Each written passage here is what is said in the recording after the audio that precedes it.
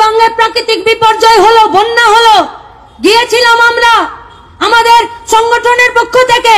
সেখানে গিয়ে যখন জিজ্ঞেস করছি যে জল পেয়েছো, ত্রিপল পেয়েছো, বলছে বন্যাতে ঘর ভাসিয়ে নিয়ে চলে গেল, তুমি এসেছো ত্রিপল দিতে। হ্যাঁ না, ত্রিপল তুমি রাখো।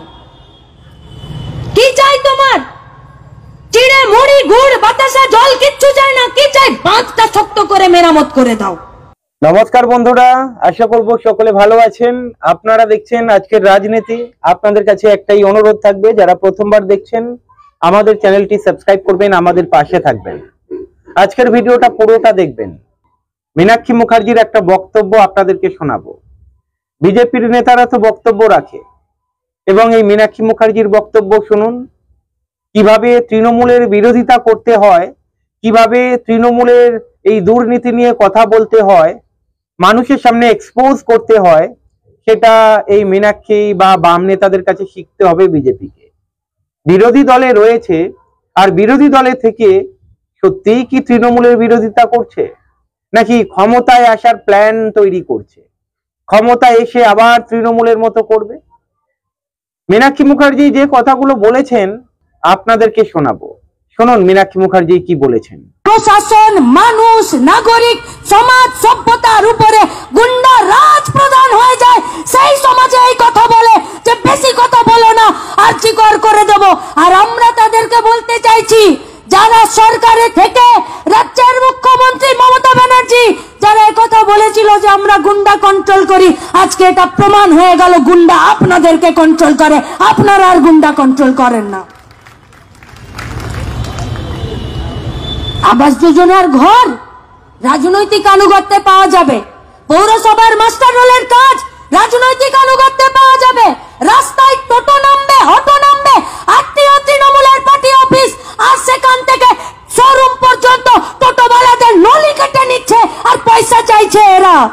রাজনৈতিক আনুগত্য থাকবে, আপনার পাড়ার রাস্তা তৈরি হবে। রাজনৈতিক আনুগত্য থাকবে, আপনার এলাকায় হেলথ সেন্টার খুলবে। রাজনৈতিক আনুগত্য থাকবে, আপনার ভোটার লিস্টের নাম থাকবে। রাজনৈতিক আনুগত্য থাকবে, আপনার রেশন দোকানের কার্ড থাকবে। রাজনৈতিক আনুগত্য থাকবে না, আপনার জিনিস আপনি নিজে বুঝে নিন। আর যারা এই সমাজ ব্যবস্থাতে, এই প্রতিকূল পরিবেশে যারা আজকে প্রত্যেকটা দিন সাফার করছেন, যারা প্রত্যেকটা দিন এই সমাজ ব্যবস্থাতে প্রত্যক্ষভাবে নির্যাতিত, অত্যাচারিত হচ্ছেন, আমরা আপনাদের কাছে প্রশ্ন করছি, কতদিন চলতে দেবেন? কে লড়ে দেবে আপনার লড়াই? কে? রুনু ব্যানার্জি? কে লড়ে দেবে আপনার লড়াই?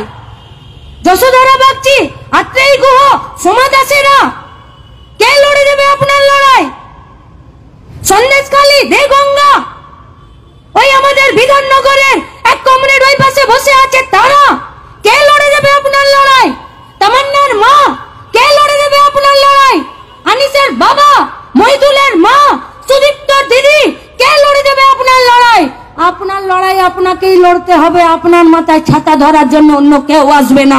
নিজের মাথায় ছাতা যদি নিজে ধরতে পারেন, নিজে, নিজের পরিবার, নিজের সমাজকে বাঁচাতে পারবেন। আমাদের আগামী প্রজন্মের প্রতি আমাদের কোনো দায়বদ্ধতা নেই? एक भी सरकारी नोटिस नहीं दिखा पाएंगे कि ये लोग 3822 स्कूल बंद करने का बात किए हैं। কিন্তু পশ্চিমবঙ্গের এসআই অফিসগুলোতে এরা তালিকা পাঠিয়ে দিয়েছে, এক একটা এসআই অফিস সার্কেল ধরে ধরে, যে এই স্কুলগুলোতে 27 জন, 22 জন, 12 জন, 9 জন স্টুডেন্ট আছে। হঠাৎ করে এত স্টুডেন্ট কমে গেল কেন?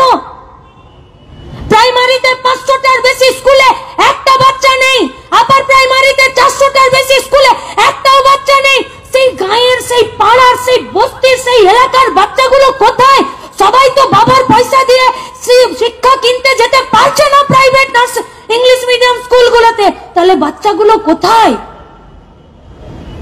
গাঁয়ে থাকি, ছোট ছিলাম, আমি স্কুল কামাই করিনি।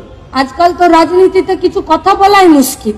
এখন যদি বলে দি স্কুলে যেতাম না, তো কাল থেকেই বলবে মীনাক্ষী মুখার্জি ফাঁকিবাজ ছিল। স্কুলে যেতাম, দিদিমণিরা বলতো এই ছেলেটার বাড়ি কোথায় রে? তো বলতাম দিদিমণি মাঝপাড়াতে। বলতো চল তো দেখে আসি।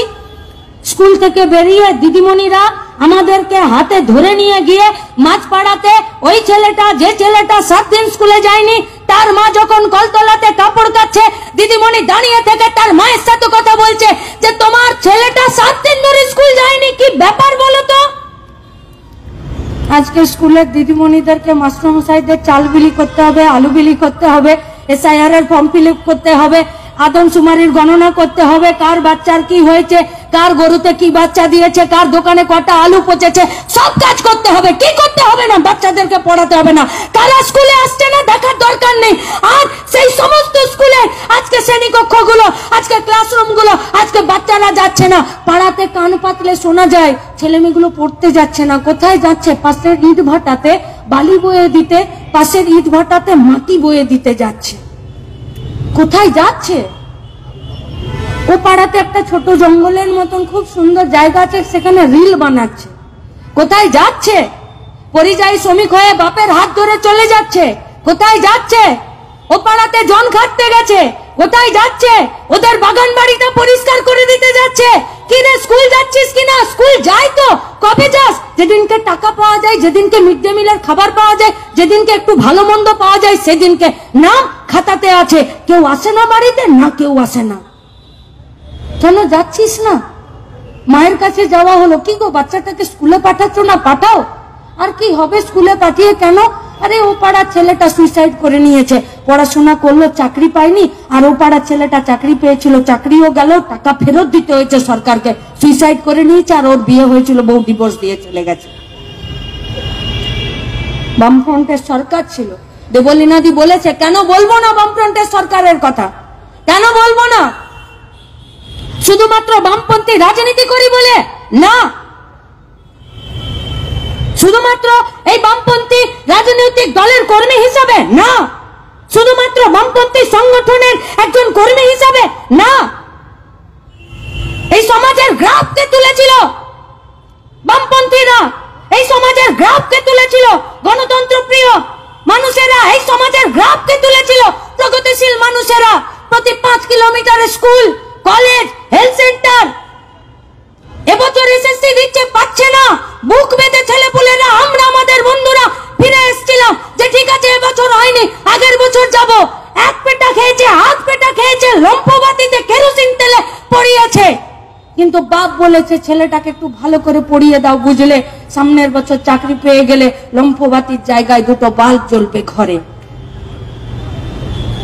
চাকরি পাবার জন্য নয়, সমাজটাকে এগিয়ে নিয়ে যাবার জন্য, শিক্ষার প্রতি আগ্রহ বাড়ানোর জন্য। শিক্ষা থাকলে গোটা সমাজে এই অন্যায়, কুকথা, অকথা, এই নির্যাতন, এই অত্যাচার এগুলো থাকবে না। শিক্ষা বাড়লে প্রশ্ন করবে। উত্তরবঙ্গে প্রাকৃতিক বিপর্যয় হলো, বন্যা হলো, গিয়েছিলাম আমরা আমাদের সংগঠনের পক্ষ থেকে। সেখানে গিয়ে যখন জিজ্ঞেস করছি যে জল পেয়েছো, ত্রিপল পেয়েছো, বলছে বন্যাতে ঘর ভাসিয়ে নিয়ে চলে গেল, তুমি এসেছো ত্রিপল দিতে। হ্যাঁ নাও ত্রিপল তুমি রাখো। কি চাই তোমার?